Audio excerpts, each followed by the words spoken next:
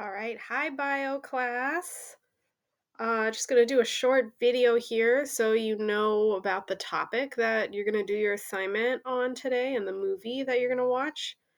I'm here at home in my office. I'm here with my cat. There he is, getting ready to take a nap. He's probably upset that I'm talking. All right, let's learn about fermentation. So, right, we've learned about cellular respiration, which is all those reactions that happen inside your mitochondria, inside your cells. And the whole goal of cellular respiration, right, is to break up glucose so you can get electrons that can be used to make the molecule ATP, which is used to get energy when you need it.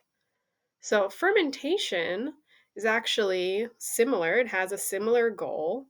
Um, and with fermentation, you actually take away most of the chemical reactions that happen in cellular respiration. So take those away, and what you've got is fermentation. Okay, so a much simpler process. Um, this is the sort of thing that's usually used by microorganisms, so like bacteria, single celled organisms like yeast. And basically, what they do, let me move my face here. They will use glucose. They'll break it up into pyruvate molecules, just like in cellular respiration. And when they do that, a little bit of ATP is made. Okay. And also, this molecule, NADH, remember, this is one of the molecules that actually carries an electron to the electron transport chain. It does something a little different in this process. But anyway, so the pyruvate will then be broken down into, for example, a molecule called lactate. Um, and when this happens, it uses the NADH and basically it takes off the H, the hydrogen, and it makes an NAD molecule.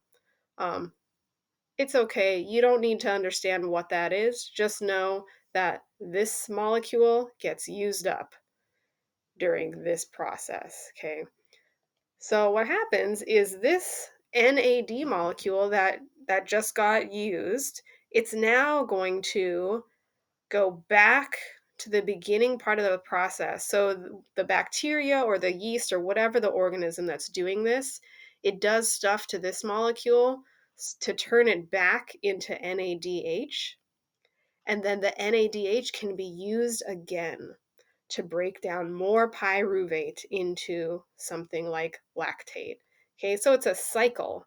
Um, and basically, glucose just keeps getting broken down over and over to make a little bit of ATP. And this molecule, that molecule gets used, turned back into itself, and the process just repeats over and over again. So making a little bit of ATP every time.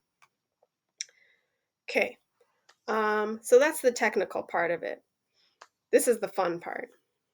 Do you know of any foods that are made with fermentation? Because humans, over human history, have developed a lot of foods that actually get made in this way by things like bacteria and yeast. All right, so just think to yourself, do I know of any foods? Have I heard of this before, maybe? You probably have, even if you don't remember. All right, here's some examples of some foods made by fermentation. We got lactic acid, otherwise known as soy sauce. I mean, lactic acid isn't soy sauce, but it's used to make soy sauce. Um, cheese, yogurt, made by a bacteria. Okay, so I think soy sauce is made by yeast. I can't quite remember, but yeast, bacteria. No, this was not yeast. This is something else. I think it's a fungus. Yes, fungus, bacteria, and then things like beer, wine, bread, those are made by yeast, shown here at the bottom. Aren't they cute?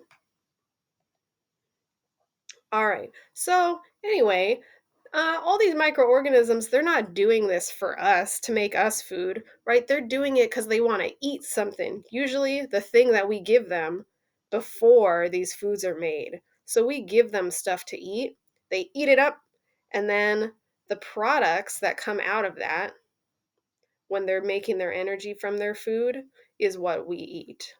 Okay, so the microorganisms basically all they want to do is they want to take the glucose from the food we give them and make good old ATP. And when they do that, other things come out like lactic acid, which is used to make soy sauce, ethanol, which is a type of alcohol that is in a lot of alcoholic beverages, and CO2 or carbon dioxide.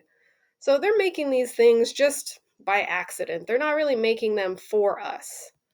Other things that are made by fermentation: pickles. Maybe you love pickles. Yogurt, kombucha, and kimchi. Who in here likes kimchi? I'm guessing a couple of you at least. Okay, so anyway, yep, here we got glucose, CO2 coming out when it's making the ATP, and this is actually what results in bread being made. So, in bread, in our dough before we bake it, right, we put yeast inside the dough, and the yeast eat up the sugars that are inside the dough. Um, and basically, they release CO2. You could kind of think of it as a yeast fart. It's not really, but kind of. It's releasing CO2. So those little air bubbles that the yeast are releasing are what makes our bread dough rise. Okay. If you've ever made bread, you'll know that there's an amount of time you have to let it sit, right? And it gets bigger. The dough ball gets a little bit bigger, and then you can bake it. This is why, because you have to let the yeast, you have to give it some time to digest those sugars and release the carbon dioxide bubbles or air bubbles. All right. And you can see that in the bread, right? Those little holes, those are from the yeast making CO2 inside the dough. Okay. Um this week we're going to be making yogurt. There is bacteria, as you learned last week, bacteria that lives in yogurt.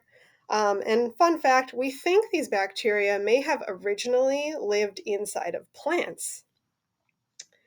And the reason we think that is because when we analyze the genes of the bacteria that live in yogurt, they tend to have a lot of genes that are also found in bacteria that live in plants, that eat plants.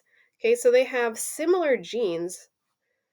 Um, yep, they have genes for eating plant sugars, but in the bacteria that live in yogurt, they're broken. So they're the same genes, but we see they're no longer functional. So, in other words, there's been um, some mutations. We can tell that they're the same genes, but there's been a few mutations that basically made it so these genes don't work anymore.